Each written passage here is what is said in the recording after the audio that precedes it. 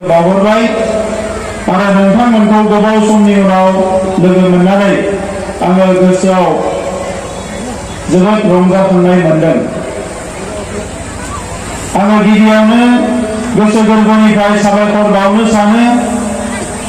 थांनाय गोलाव सम हारिनि सोमावसारनायाव नोंथांमोनाबो बाहागो लानानै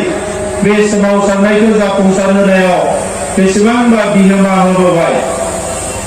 सान्दुं मिथिया अखा मिथिया बायदिसिना थासारिखौ नेवसिनानै नोंथांमोनाबो फारफ्रोमबो बिथिंनिफ्राय गोब्राब हाबा मावनानै जोंनि सोमावसारनायखौ जाफुंसार होबाय। एबसुनि सोमावसारनाय, एनडिबिनि सोमावसारनाय, जेसेबां सोमावसारनाय जाबोदों बे मोनफ्रोमबो सोमावसारनायाव बाहागो लानानै जाफुंसार होनायनि थाखाय बे सनितपुर जिल्लानि साफ्रोमबो रायजो राजानिसिम आङो गोसो गोरबोनि सिबिनायखौ बावहरो। बे ओनसोलनि गासैबो मुंख्लंफोरनिसिम आंनि खुलुमनायखौ बावहरो। बे सोमावसारनाय समाव न' बां सावजानाय, बायदिसिना पुलिस मिलिटारिजों बुजानाय जोंनि दुखुथिया साफ्रोमबो बर' बिदा फंबायफोरनिसिमबो आङो गोसो गोरबोनि अननायखौ बे समाव बावहरबाय। दा मानगोनां रायजोफोर, आङो बारा गोलाव बुंनो सानाखिसै। दिनै एबसुनि आफादगिरिया बाहागो लानानै बुंनांगौ खोथाखौ बुंलांजोब्बाय। जोङो नोंथांमोननि आशीर्बादाव सोमावसारनायाव बाहागो लाबोनानै दिनैहाय बिटिआर खुंथाय फैनाय लोगो लोगो बे खुंथायखौ सामलायनो थाखाय रायजो राजानि अननायाव एसे खाबु मोनदों। गोबां समाव आङो नोंथांमोननि सिगाङाव रायजो राजाफोरनि सिगाङाव मेल मिटिंआव माखासे बिबुंथिफोरखौ होबोबाय। नोंथांमोना बयबो खोनाखाबाय आरो बांसिन आंनि बिबुंथिनि गेजेरजों आङो राजखान्थियाव बाहागो लाया होननानै गोदोनिफ्रायनो बुंबोदोंमोन। आरो आंनि गोसो गोरबोआव सोंनानै नायोब्ला दिनैबो आंहा राजखान्थि खालामनो हानायनि मोनसे गोसोआ दाबो आंनियाव फैयाखै। आङो गावखौनो सासे राजखान्थिगिरि एबा पलिटिशियान बायदियै दानो मालाबाबो सानाखै। नाथाय मानगोनां रायजोफोर, मोनसे हारिया थांना थानांगौब्ला गोबां रोखोमै हाबा मावनो गोनां जायो। जोङो सोमावसारनो गोनां जायो, जोङो जुजिनो गोनां जायो, सोरबा थै आरो जिउ होनो गोनां जायो आरो बेजों लोगोसे हारिनि गुबुन गुबुन बिथिंफोरखौ जौगाहोनो थाखाय सोरबा धोरोम आफादाव, सोरबा हारिमु आफादाव, सोरबा आबादारि आफादाव, सोरबा थुनलाइ आफादाव, सोरबा आइजो आफादाव, सोरबा फरायसा आफादाव, सोरबा राजखान्थियाव थानानै खामानि मावनो गोनां जायो। दा गुबुन गुबुन आयदायाव, गुबुन गुबुन बिथिङाव, गुबुन गुबुन आफादफ्राव थानानै हाबा मावग्रा मानसिफ्रा जेब्ला गोसो गोरबोजों हारिखौ मोजां मोननानै अननानै सिबिनानै हाबा मावो अब्ला हारियाव अलखद फैया। जेब्ला गुबुन गुबुन आफादाव थानाय जोंनि दैदेनगिरिफ्रा गावनि मावनो गोनां हाबाफोरखौ गोसो होनानै मावा अब्ला जोंनि हारियाव गोबां अलखद फैयो, जेंना फैयो। दा बेबायदिनो मोनसे थासारि थांनाय 30-40 बोसोराव जोंनि हारियाव नुजाबोदों। बिग्रायारिफ्रा मोनसे लामाजों थाङो, राजखान्थियाव थाग्रा मानसिफ्रा मोनसे लामाजों थाङो। मोनसे समाव पिटिसि एबसुनि दाङाबाजि जादोंमोन, बिनि उनाव बिएलटि एनडिबिनि दाङाबाजि जादों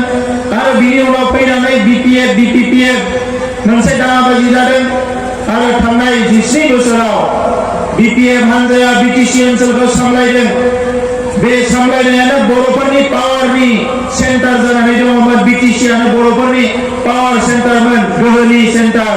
नाथाय बे पावार सेन्टाराव थानाय मानसिफ्रा बर'नि गोबां माहारि आफाद, एबसु बायदि आफादखौ मालाबाबो जोथोन लाबोआखै, मान होबोआखै, अनबोआखै। बिथांमोना एबसुनि एनडिबिनि गांनाय उखैनाय, लुबैनाय, सोमावसारनाय हास्थायनायनि हेंथायैसो गसंबोदों। बर'नि माहारिनि शक्तिखौ बिथांमोना सरकाराव बाहायनो, सरकार सामलायनायाव, राजखान्थि सामलायनायाव बाहायनो नाजाबोदों। जायनि थाखाय जोंनि हारिनि जेंनाया सुस्रांजानो नागारनानै गोबां बेले बेजे महर मोनदोंमोन। आरो बेबायदि थासारियावनो मोनसे समाव बेसेबांबा गोख्रों बुहुमनि मानसिखौनो सोमोनांहोनो हानाय, भारतनि मानसिखौनो सिगिनो हानाय, आसामनि मानसिफोरखौ सिगिनो हानाय एनडिबिनि सोमावसारनाया थेर बेथेर जानायनि लामायाव फैबायमोन। मोनसेनि उनाव मोननै, मोननैनि उनाव मोनथाम, मोनथामनि उनाव मोनब्रै गावस्रानानै एनडिबिनि सोमावसारनायखौनो थेर बेथेर खालामनो नाजाबायमोन माखासे फैसारि खालामग्रा राजखान्थि दैदेनगिरिफ्रा।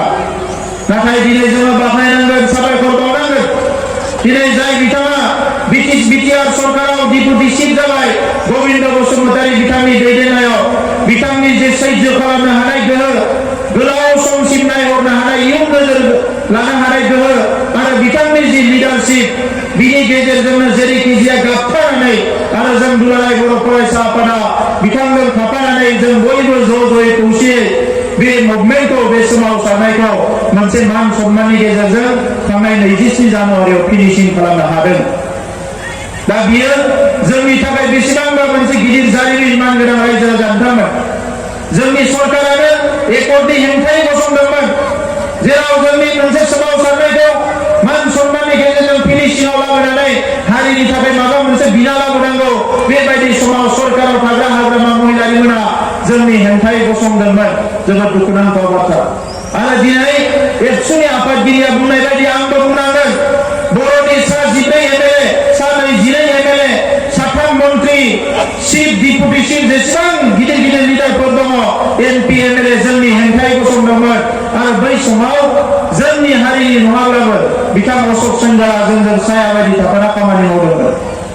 दा बिथांखौ एबसुनि आफादगिरिया जेरैबायदि बाख्नायदों आंबो दिनै बुंनांगोन धिखाजुलिनि आइ आफा रायजो राजाया 5 बोसोर सिगाङाव बिथांखौ देरहाहोनायानो बर' हारिनि नैबे जेंनाखौ सुस्रांनायाव बेसेबांबा गिदिर खामानि मावनाय जादों दा बिथांनि फारसे जोंहा दाहार थानानै दङ नैबे एकर्डनि बेलायाव आं बिथांखौ साबायखर बावो दा सनितपुर जिल्लानि रायजो राजा नोंथांमोन दिनै माखासे खोथाखौ जोङो अपेनलि बुङाखैमोन मानोना जोंनि सुथुरा गोबां जोंखौ आगानफ्रोमबो सुथुरफ्रा हेंथा होनो नागिरो दिल्लीयावबो सोरबाया हेंथा होयो दिसपुरावबो हेंथा होयो आरो बड'लेण्डआवथ' सानफ्रोमबो नोंथांमोना नुबाय इलेक्सननि समाव बेसेबांबा बुलायनाय बायदिसिना एटाक खालामलायनाय बे थासारिखौनो माखासे मानसिफ्रा थांनाय 17 बोसोराव खालामबोदों दा नंखायनो रायजोफोर एकर्डआ जाबाय आरो बे एकर्डआव आं नोंथांमोननि सिगाङाव बुंदोंमोन एकर्डखौ एखालिसो खालामगोन जिखालि गभर्नमेन्टआ सानजा सिमाखौ बारायगोन होननानै जोंनि सिगाङाव खोथा होगोन आरो बिथांमोना जेब्ला सानजानि सिमाखौ बारायगोन होननानै बुंबाय अब्ला जों आलादा रायजोखौ दोनथ'नानैब्लाबो जों एकर्ड खालामनो थाखाय राजि जादों आरो दिनै बिटिआर सरकार दाखांनायनि उनाव आंनि आरो गबिन्द बसुमतारीनि आरो दुलाराय बर' फरायसा आफादनि जोंनि बयनिबो खामानिया जाबाय जोंनि सानजानि सिमाखौ रैखा खालामनांगौ राजखान्थिनि नामाव राजखान्थि खालामनो फैयाखै रायजोफोर राजखान्थिनि नामाव राजखान्थि खालामनो फैयाखै हारि दानायनि राजखान्थि खालामनो फैदों नंखायनो बिटिआर ओनसोलाव गासैबो रायजो राजाफोरनि सिगाङाव आं बुंदों जोंनि साख्रिया राजखान्थिनि साख्रिया साननै थायो ना सानथाम थायो बेजों खोथा गैया नाथाय सोरबा उल्था उल्थि खामानि मावनाय मानसिखौ जों रावखौबो रेहाय होनाय नङा जायफोर सोबख'दों नासयदों थगायदों गादबदों राजखान्थिनि नेताबाबो अफिसारबाबो बिथांमोनखौ रावखौबो रेहाय होनाय नङा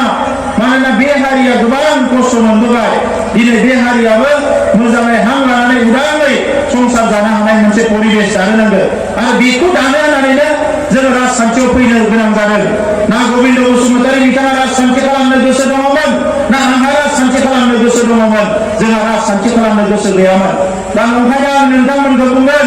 जे नोंथांमोना जेसेबां दिन जोङो बेवहाय थागोन 3 बोसोर 5 बोसोर जेसेबां थाया मानो राजखान्थियाव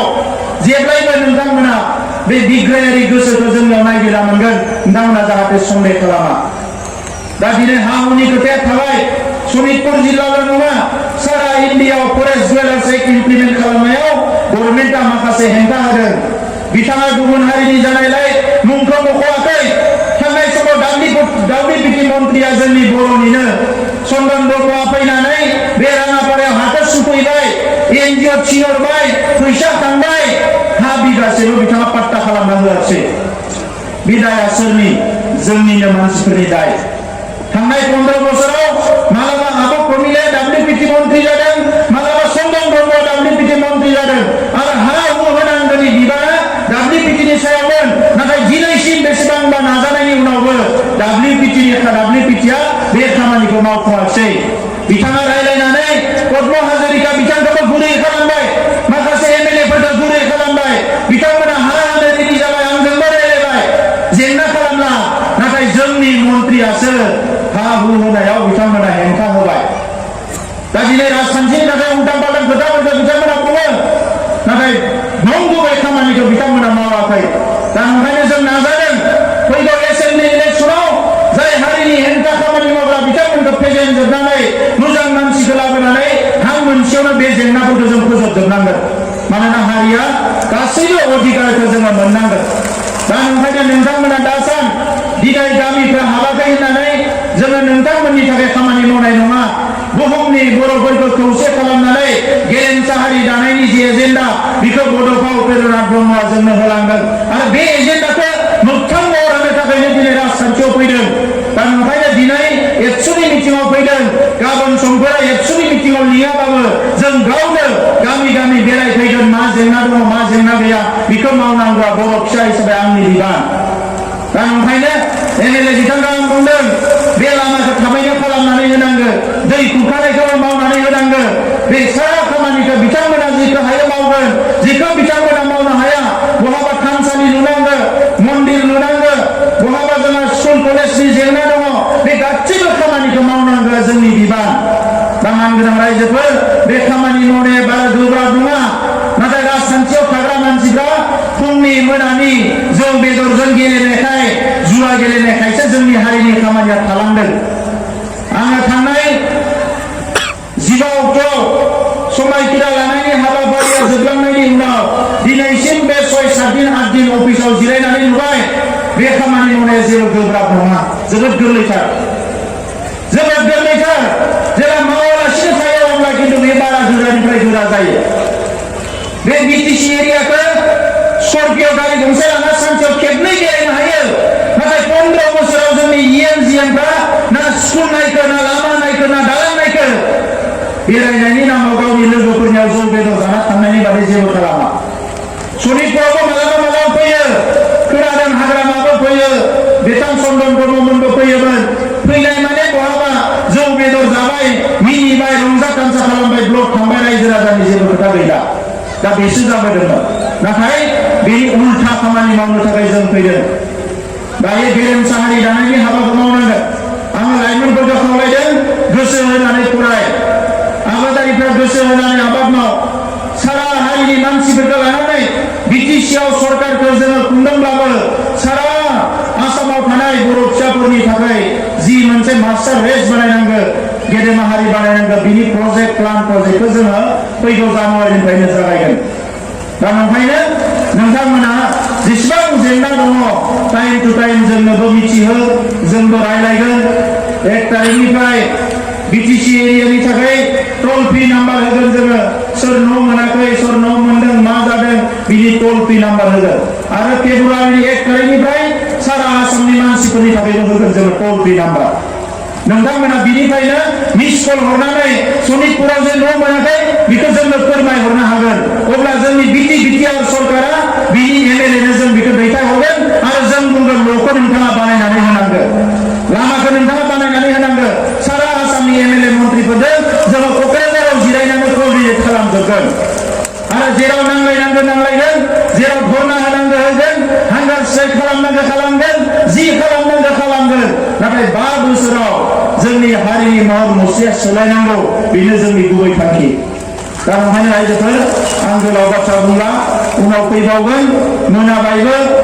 नोंथांमोनखौ लोगो मोननानै जोबोद गोजोननाय मोनदों थांनाय 20 बोसोर गोबां जायगा बेरायबाय मालाबा साइकेल लानानै मालाबा मटर साइकेल लानानै मालाबा थाबायनानै आरो नोंथांमोना जेसेबां अननाय होबाय मान सन्मान होबाय दा बेखौनो लानानै इयुननि समाव हारिनि खामानिखौ मावनो थाखाय जों जानजि खाफ्रादों आरो नोंथांमोननि मदद अननाया अरायसम थागोन आं बेखौ मिजिंथिदों दुलाराय बर' फरायसा आफादा बर' माहारिनि सिनस्रि बे दुलाराय बर' फरायसा आफादखौ जोङो मालाबाबो बावनानै थानो नाङा जाय जेरावनो थाङा मानो दुलाराय बर' फरायसा आफादखौनो बिन्दो खालामनानै जों हारि दानायनि हाबाफारिखौ जों आवगायलांनांगोन मानसिफ्रा लिडारफ्रा फैयो आरो थाङो गोबांनि साननाया गोदान साननाय फैयो बे गासैबो साननायनि गुबै बिन्दोआ जायनिफ्राय जागायो बे जाबाय दुलाराय बर' फरायसा आफाद